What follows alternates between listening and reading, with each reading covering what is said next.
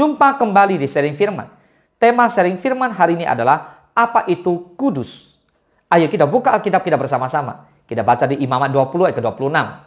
Kuduslah kamu bagiku, sebab aku ini Tuhan kudus. Dan aku telah memisahkan kamu dari bangsa-bangsa lain, supaya kamu menjadi milikku. Amin. Saudara, apa yang terlintas di benak saudara ketika mendengar kata kudus? Sebuah kota di Jawa Tengah?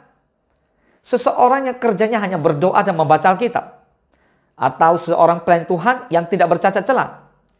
Nah, tanpa disadari, sebagian kita mungkin memiliki definisi sendiri tentang kata kudus. Dalam bahasa Ibrani, kata kudus atau kados memiliki arti terpisah atau tidak tercampur dengan yang lain. Berbicara tentang hidup kudus di dalam Tuhan berarti berbicara mengenai memisahkan hidup kita bagi Tuhan. Memisahkan diri dari apa? Memisahkan diri dari segala sesuatu yang menghalangi hubungan kita dengan Tuhan. Nah, bagi beberapa orang, mungkin dosa adalah penghalang hubungan pribadi mereka dengan Tuhan. Tetapi bagi beberapa yang lainnya, mungkin penghalang itu bukan dosa, tapi berupa pekerjaan, harta, hobi, kesibukan, dan lain sebagainya. Tuhan ingin kita hidup kudus. Ya, Dia ingin kita memisahkan diri dari dunia ini. Namun perlu kita mengerti, memisahkan diri yang dimaksud bukan menjadi eksklusif, lalu kita mengisolasi diri dari dunia seperti itu. Memisahkan diri yang dimaksud adalah hidup memihak kepada Tuhan dan kebenarannya. Ketika ada pilihan untuk mengikuti arus dunia, kita teguh berdiri di atas kebenaran. Katakan amin. Siapapun orangnya, ia pasti tidak akan mencampur pakaian yang sudah bersih dan rapi tersetrika dengan pakaian yang sudah terpakai atau kotor di satu tempat yang sama. Kita pasti menaruhnya di tempat yang terpisah. Hal membuang sampah saja kita pun memisahkan antara sampah kering dan basah di tempat yang terpisah juga. Nah, mengapa harus ada pemisahan? Sebab jika yang baik dan tidak baik dijadikan satu, maka hasilnya akan runyam. Ya, bisa terkontaminasi atau tercemar. Di Matius 7 ayat ke-6 firman Allah berkata, jangan kamu memberikan barang yang kudus kepada anjing dan jangan kamu melemparkan mutiaramu kepada babi, supaya jangan diinjak-injaknya dengan kakinya, lalu ia berbalik mengoyak kamu. Lihat, di ayat sebelumnya, Yesus memperingatkan murid-muridnya tentang bahaya menghakimi orang lain. Dia memberitahukan ketika mereka menghakimi orang lain, mereka menciptakan standar mereka sendiri untuk dihakimi oleh Allah. Dia mengatakan kepada mereka untuk menangani dosa mereka sendiri terlebih dahulu. Baru mereka boleh menasihati mereka yang bersalah.